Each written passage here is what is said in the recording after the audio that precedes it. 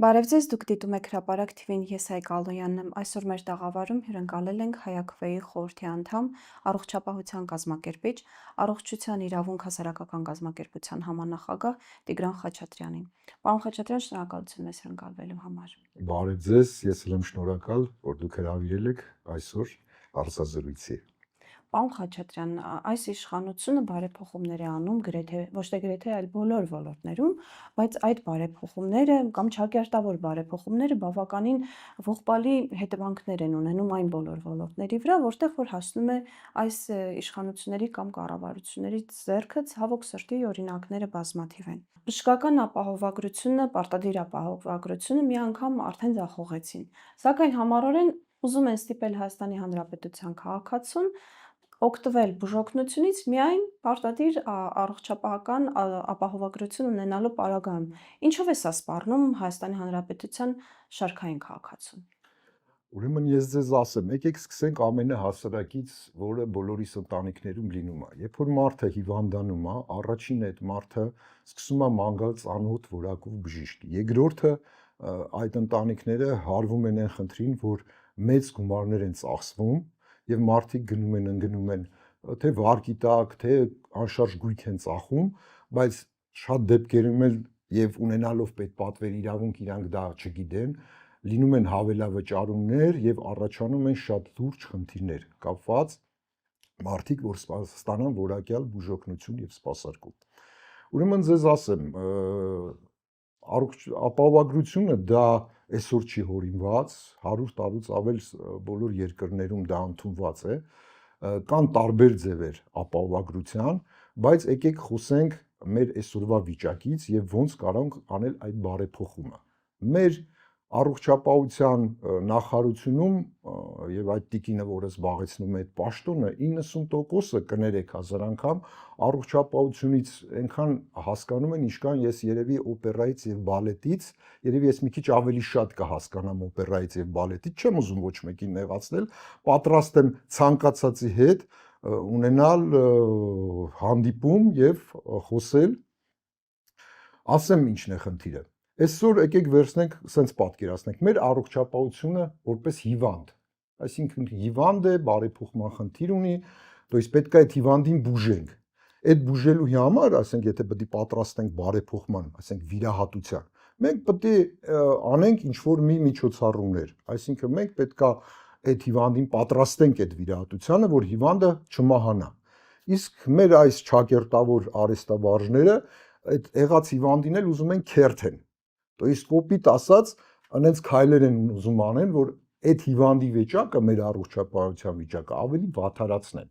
Հիմա բացատրեմ ինչու։ Եթե դու ուզում ես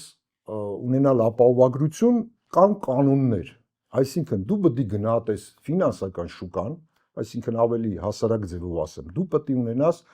բժշկատնտեսագիտական չափորոշիչներ, այսինքն դու պետք է իմանաս ինչ արժի սրտամկանի ինֆարկտը, բուժելով, հետազոտելով, աշխատավարձով, դա մի ցանկա կամ ասենք ցանկացած ուրիշ հիվանդություն։ Ըստ դրա պետք է դու ունենաս արդեն ստեղծես հատուկ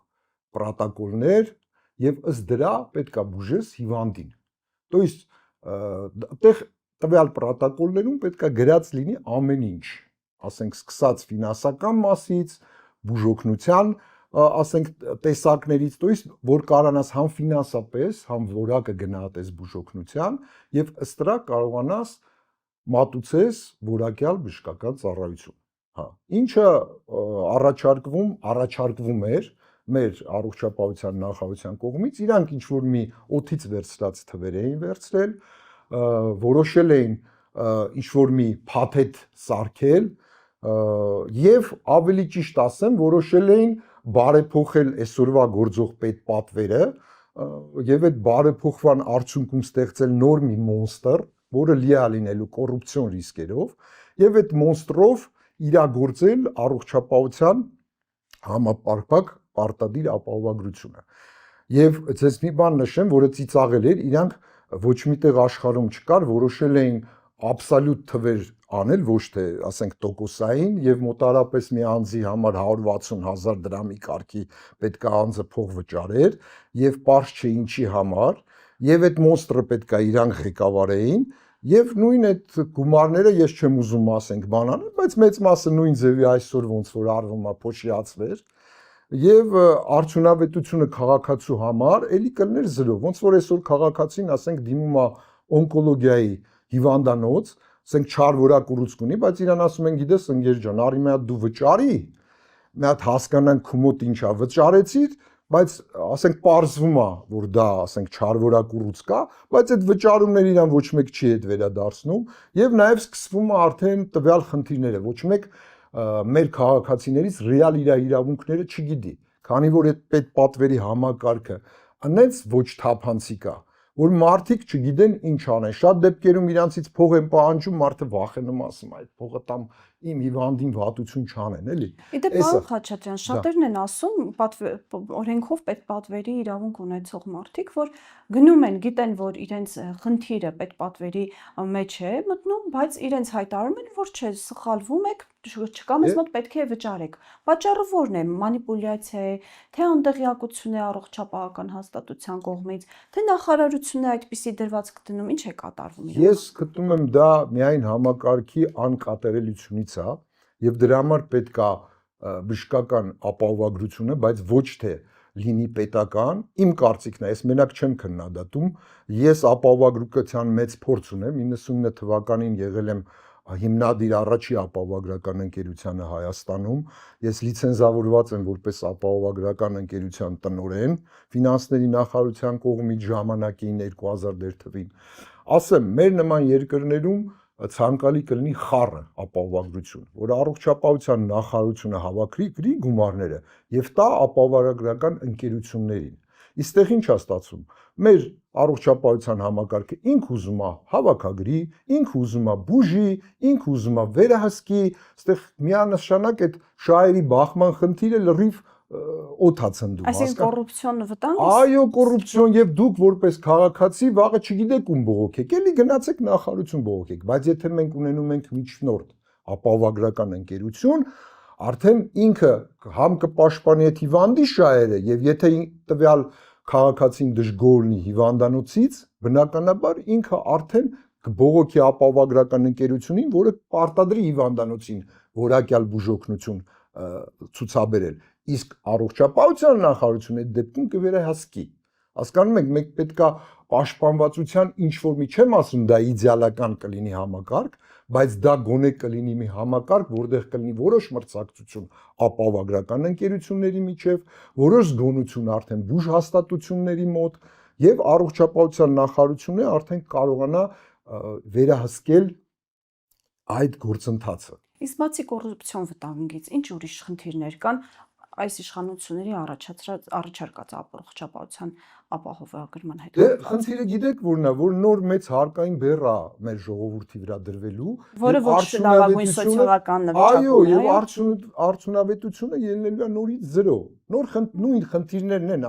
մի քիչ ֆինանսները կշատացնեն, բայց նույն խնդիրներն է ունենալու քաղաքացին գնալուց հիվանդանոց։ Էլի ինքը չի հասկանալու, մի հատ անունը կդնեն պոլիս, մի հատ թղթի կտոր կամ քարտ կտան, բայց էլի մեխանիզմը նույնն է մնալու, հասկանում եք, իրենք Այսինքն քաղաքացին հավելյալ ենթադրենք 160,000 դրամ կորցնելու է։ Այո, բնականաբար եւ էլի չի ստանալու, լինելու են ահռելի քանակով բողոքներ, հիվանդանոցների հետ այսօր ինչ է կատարվում հիվանդանոցներում։ Էլի ինձ մեխանիզմներ են դրել, որ հիվանդանոցներում թեր ֆինանսավորում է կատարվում։ Բացի դրանից գնում են հիվանդանոց, հետևից գտնում են ինչ-որ մի բաց թողումներ, այդ փողը նորից դուրս են գնում։ Հիվանդանոցը ընկնում է վատ կացության մեջ, բժիշկները աշխատավարձ չեն ստանում։ Իսկ բժիշկին չվճարեցիր, ինքը մեկ է իր փող ուզելու է։ Դա հնուց է գալի։ Պետք է բժիշկին վճարես։ Բայց պետք է ինձ վճարվի, որ ուղակի գրպանից վճարում չլինի ժողովրդի, հասկանում եք։ Բժիշկին եթե իր շուկայական փողը չվճարեցիր, ինքը որակյալ բուժօգնություն չի կարող տրամադրել։ Հետո միշտ ասում են մատչելի բուժօգնություն, չկա մատչելի բուժօգնություն։ Պետության խնդիրն է, որ ինքը սարքի հասանելի բուժօգնություն։ Մատչելի բուժօգնությունը որակյալ չի կարող լինել։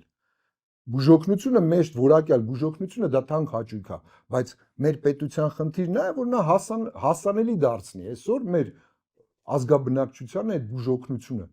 որ կապ չունենա սոցիալական վիճակից, թե մարդը կներեք աղքատ է թե հարուստ է, ինքը կարողանա գոնե մինիմալ փաթեթը ստանա բուժօգնության որակյալ։ Իդեպ նույն պետպատվերի շրջանակներում էլ մենք տեսնում ենք նույնիսկ հասարակ բուժաշխատողների կողմից վերաբերմունքի փոփոխությունը, հա, պետպատվերով բուժվող։ Գիտեք, դա ստեղծվել է ցավոք սրտի էս մի երկար տարիների ընթացքում ես համամիտ եմ, քանի որ գիտեք լոգիկա չկա։ Շատ դեպքերում, ասենք պետպատվերի գինը հիվանդանոցի համար, ասենք կներեք 50,000 դրամ է, բայց նույն վճարովին 150,000 դրամ է։ Եվ լոգիկա է հարցնում, մանավանդ որ հիվանդանոցները դնում են շուկայական գինը, իրանք իրաց ծախսերը կալկուլյացիա են անում եւ լրիվ հաշվում են ռեալ գինը։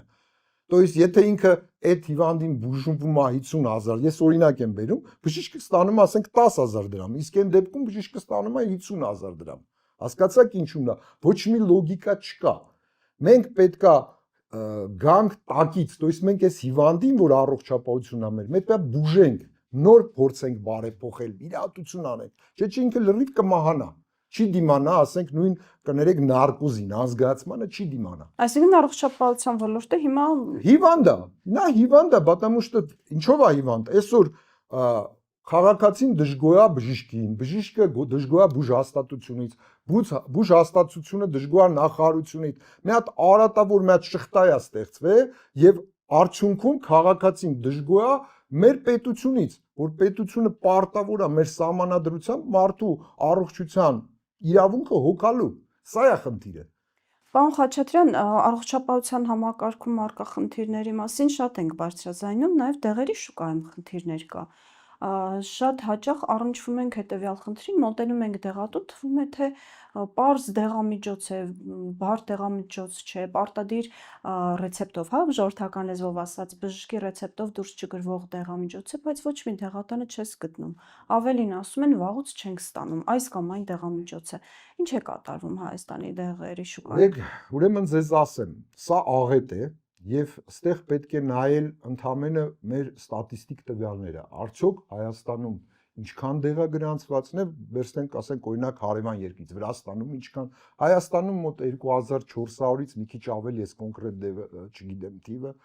իսկ Վրաստանում 8000 բնակչությունը համարյա նույնն է։ Ինչն է խնդիրը։ Ես խնդիրը տեսնում եմ միանշանակ համ օրենսդրական բացի, համ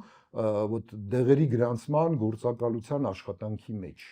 Ես չեմ ուզում դե աշխատակիցներին մեղադրեն, կավիսի, բայց այնց խոչընդոտներ են ստեղծված, ես դաժե կասեմ մի մասը արհեստական, որ ընդհանրապես մեր փոքր երկրում դեղ գրանցելը դառել է խնդրեմ, որը տևում է 1 տարի, 2 տարի, այնտեղ դնում են ստիճ ժամկետներ, ինչ որ բաներ,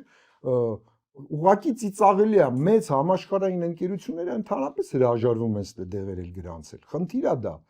Ասենք նույն Վրաստանում, ասենք Ամերիկայից, Կանադայից, Ճապոնիայից, Եվրոպայից դեղեր գրանցվում են 3 շաբաթվա ընթացքում։ Ու շատ ու այսօր որ հա ես համաձայն եմ, մենք պետքա զգուշ լինենք, մեր շուկան պահպանենք, որ թունավոր դեղեր ված չկան, բայց գիտեք, չափ կա։ 8000 դեղ գրանցված է Վրաստանում եւ կներեք, ես ընդեի հանրության հետ էլ առողջապահության ծանոթ եմ, հələ ոչ մի դեպք չի եղել, որ ինչ-որ մեկ այդ դեղից մահանա, այդ դեղերից եւ թունավորվի։ Պետքա մի հետազոտություն լուրջ արվի։ Ինչու՞մն է խնդիրը։ Այսօր սենց սև շուկա դեղերի եւ թող ինչ-որ մեկը ինչ չասի, որ չկա, սա ուղղակի շոկ եմ ես ապրում։ Հայաստանում դեղերի այո, սև ահռելի սև։ Եթե դուք չեք կարող գտնեք դեղը դեղատանը, ձեր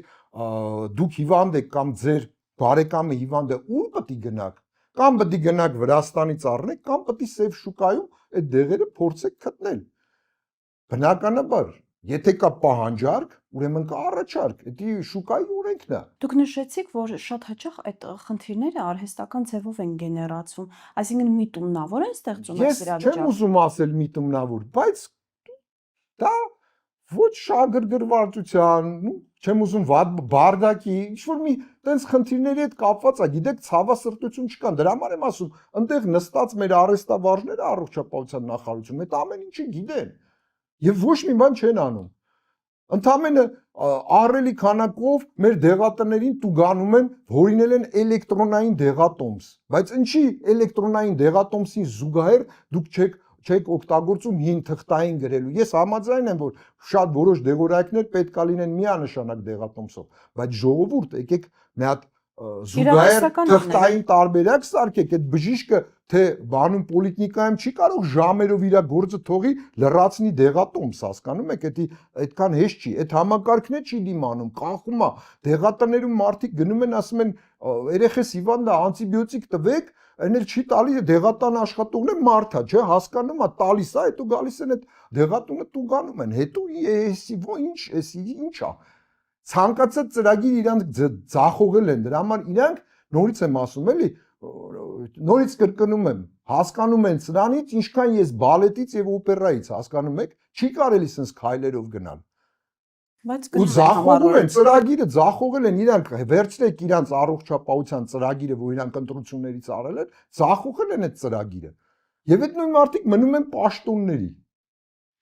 Դե միգուցե իրենց տարբերակում բացարձակապես չեն ձախողել, այլ հաջողվում են։ Չգիտենք որ տեսանկյունից են դիտարկում։ Պարոն Խաչատրյան, իսկ ինչ խնդիրներ են ունենում այսօր բժիշկները Հայաստանում։ Մենք գիտենք, որ հիվանդները դժգոհ են առողջապահական համակարգից, դժգոհություններ շատ կան, մենք դրանց անընդհատ առնչվում ենք, դեղերի շուկայում խնդիրներ կա, իսկ ինչ խնդիրների են բախվում բժիշկները այսօր։ Ուրեմն ես ձեզ ասեմ, ես որպես աշխատել եմ պրակտիկ բժիշկ, իմ երազանքը միշտ եղել է, գիտեք, ինչ որ ես գամ աշխատանքի, ոչ մի ֆինանսական առումով հիվանդի հետ չշփվեմ, կազմակերպչական առումով չշփվեմ եւ իրագործեմ իմ ծառայությունը մատուցեմ հիվանդներին։ Ցավոք սրտի, ինչ եմ ուզում ասեմ, բժիշկները այսօր նույն ձևի անպաշտպան են։ Ասենք, տեսեք, այսօր բժիշկներին հավաստագրում իրականացրեցին, չէ՞, մեծ գումարներ ծախսեցին այդ մարդիկ, որի ես ձեզ ասեմ, էֆեկտը ծիծաղելի է, հասկանում եք, ոչ մեր ինչ որ պրոֆեսիոնալիզմի մեծ բարձրացում չունեցավ, ինչ որ բան։ Հիմի նոր բան են որոշել լիցենզավորել բժիշկներին, որ այդ բժիշկները պետք է քննություն տան ու պետք է պարզ չի ինչ հանձնաժողով է, ինչ կոռուպցիոն ռիսկեր է տեղնելու, որ բժիշկին կտան արտոնագիր, այսինքն լիցենզիա, որին չեն տա։ То есть մեր բժիշկները անպաշտպան են։ Հիմի նաև գոյություն ունի պրոֆեսիոնալ ասոցիացիաներ, սաղ աշխարհում իրանք են լիցենզավորում բժիշկներին եւ իրանք անկախ են։ Ու տեսեք մեր էլի խելոք ճակերտավոր առողջապահության նախարարությունը որոշել է, որ միայն այն ասոցիացիաներն են գործելու իրավունք ունեն օրենքի սահմանում, որոնք գրանցված կլինեն առողջապահության նախարարությունում։ Բնականաբար նրանք կգրանցվեն, թե չէ, թե իրանց սրտի պրոֆեսիոնալ ասոցիացիաները այդտեղ գրանցվեն։ То есть մեր բժիշկներն էլ այսօր անպաշտպան են։ Ես ինքս բժիշկ եմ, ես այդ բաշտ եթե բժիշկը անպաշտպան է, ինքը չի կարող որակյալ բուժօգնություն ցուցաբերի հիվանդին։ Վերջապես մենք ունենք շատ բարձր մակարդակի մասնագետներ, ով է իրանց քննությունը ընդունելու, իրանք իրանց են ընդունելու այդ քննությունները։ Ուղղակի ծիծաղելի է։ Բացի այդ, նաև մասնագետների հոսք կա, այո, միանշանակ այսօր մեր ահռելի քանակությամբ ատամնաբուժներ, անեստեզիոլոգներ, սա գնում են Դուբայ, Գերմանիա, մեծ հաճույքով իրանց ընդունում են։ Գնում են մարդիկ զզվում են, գնում են ուղակի, ես նորից եմ ասում, բժիշկը պետք է վարձատրվի եւ վարձատրվի շուկայական արժեքով, եթե նա չվարձատրվեց, ինքը չի կա աշխատելու։ Դա մեկը հիվանդից փող է պահանջելու։ Ձեզ կհիշեցնեն Հիպոկրատին տված երդումը, կասեմ, բայց չէ որ բժիշկը Հիպոկրատի տված երդումով կարող ես հիվանդին եւ շատ դեպքերում բժիշկները դա անում են եւ շատ դեպքերում փրկում են կյանքերը, դրա մասին չի, բայց հետո այդ բժիշկը պետք է իր ընտանիքը կերակրի, թե չէ։ Պետք է ասենք ինքը լավ ապրի, թե չէ, սաղ աշխարհում բժիշկները, ուսուցիչները ամենալավն են ապրում։ Բժիշկներն ուսուցիչները նույնիսկ հաց չեն ուտում, պարոն Խաչատրյանի երեխաների։ Բան չունեմ ասելու, ուզում եմ ասեմ, սա է խնդիրը, հասկանում եք, դրա համար ես նորից եմ ասում,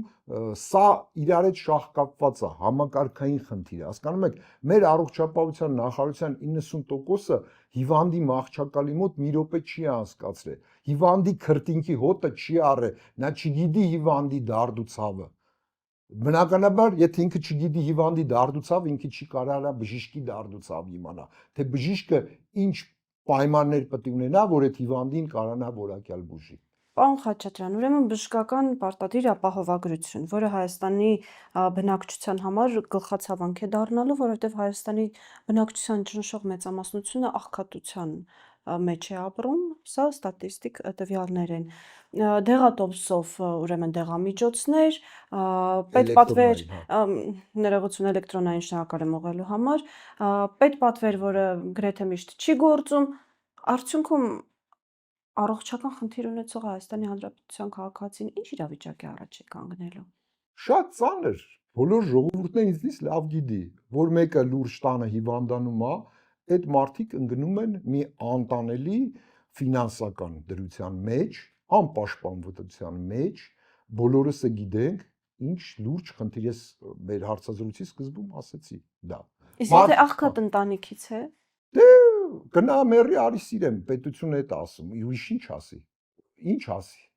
Ես ասելու բան չունեմ, ոչ մի, գիտեք, առողջապահությունը պետք է լինի եռակի արդյունավետ, սոցիալապես, ֆինանսապես եւ բժշկական առումով։ Ես բաց եմ։ Սոցիալապես, այսինքն մեր բնակչության բոլոր խավերը պետք է բուժօգնություն ստանան։ Ֆինանսապես մենք պետք է անենց անենք, որ շատ գումարները հավասարակշռենք, որ չծախսենք միայն սոցիալական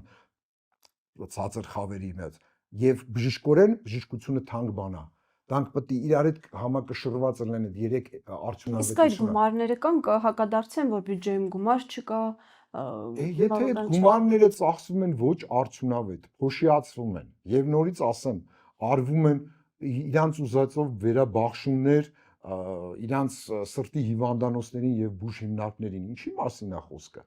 Ոչ մի թափանցիկություն չկա, եթե կոռուպցիայի մասին եք խոսում, է։ Ну, չեմ կա, ես ասում եմ ռիսկերի մասին։ Ես չեմ կարող ոչ մեկին մեղադրել, դա իմ դիրքը չի եւ էսը, բայց ռիսկերը նորից եմ ասում, այսօր առողջապահության նախարարությունը փոխանակ գնա ապա կենտրոնացման մեխանիզմով ինքը դառնում է մոնստր, միացնում է իրար մարզային բուժ հաստատությունները։ Այդ մասին էլ էի ուզում զրուցել։ Գիտեք ինչ, դա ծիծաղելի է։ Եթե դուք ուզում եք անցնեք հին սովետական համակարգին, այդ վաղ ձեր համակարգը փոխեք մնացորդային ֆինանսավորմամբ, այսինքն ես մի քիչ բաց եմ էլ, այն ժամանակ ինչ էր, հիվանդանոցները պետական էին, սկսած դեղորայքից, ամեն ինչով պետությունը իջացնում էր ըստ հոդվածների լրիվ վերահսկողության տակ էր։ Ինչ է նշանակում առողջապահության նախարարությունը փողը տալիս է, որ բուժեն, նրանք բուժում են, ինքը ինչքան ուզում է տալիս է, վերահսկողություն էլի ինքն է կատարում տվյալ հիմնարկներին եւ նաեւ մեր առողջապահության եւ բժշկական շուկայում անհավասար դաշտ է ստեղծում եւ բժշկական հիմնարկները, ասենք, նույն սեփական հիմնարկները ընկնում են շատ վատ մրցակցության մեջ, այսինքն պետությունը կուզենա, ասենք, մի բժշկական մասնավոր փող չի տա, չի ուզենա կտա, Իրանը միանշանակ իր հիմնարկները գտնվում են ավելի լավ ֆինանսա եւ նորից եմ խոսում կոռուպցիոն ռիսկերից եկեք խոսենք էլի խոսենք մենք գիտենք այդ տնօրենները դե ձեր թվարկածը արդեն կոռուպցիոն ռիսկ է ահա տնօրենների նշանակումներից խոսենք այսօր տնօրենները ծիծաղելի է գիտեք ինչ բարձր աշխատավարձով տեղեր է բոլորը լավ տեղ են մանգալի որ ճոխ աշխատավարձ ստանան եւ բնականաբար նախարարության ենթակայության հիմնարկներում ահռելի է մեծ աշխատավարձն այո թող ստանան խնդիր չկա Հասկանում եք, բայց ինչ գործ ունի առողջապահության նախարարությունը իրագործի բուժօգնություն, ինքը պետքա միայն ռազմավարի, ինքը պետքա վերահսկի, ինքը ինչ գործ ունի բուժօգնություն իրագործելու հետ, այդ ծառայության հետ ինքը ընդհանրապես առնչություն պետքա չունենա։ Դա սխալ է, ի սկզբանե սխալ է, թող փորձ ուսումնասիրեն, իդեպ այս պարտադիր ապահովագրությունը, որ չկարողանացան իրանք անցկացնել, անցյալ տարի լսումներ կար, ես մասնակցեցի, ես ասի պատրաստ ենք օգնել ձեզ, չլսեցին, ասի ձեզ մոտ չի ստացվելու ժողովուրդ, բացատրեցի ինչու, բայց իրանք չլսեցին, իրանք ամենախելոքն են, ամենակարողն են, հզոր թիմ են, դե թող աշխատեն, ինչ ասեմ։ Դե աշխատում են մեր հարևաններն էլ ըստ արժանվում գնահատում են։ Պարոն Խաչատրյան, շնորհակալ եմ հետաքրքիր զրույցի համար։ Շնորհակալ եմ ես էլ հրավերի համար, հույսով եմ ամեն ինչ լավ կլինի մեր ժողովրդի, մեր ազգի համար։ Հուսանք։ Հիշեցնեմ այսօրվա մեր հյուրն էր ՀԱՅԱՔՖ-ի խորհրդի անդամ, առողջապահության կազմակերպիչ, առողջության իրավունք հասարակական կազմակերպության համանախագահ Տիգրան Խաչատրյանը։ Ես Հայկա Ալոյանն եմ, դուք դիտում եք Հրապարակ TV-ին, հաջողություն։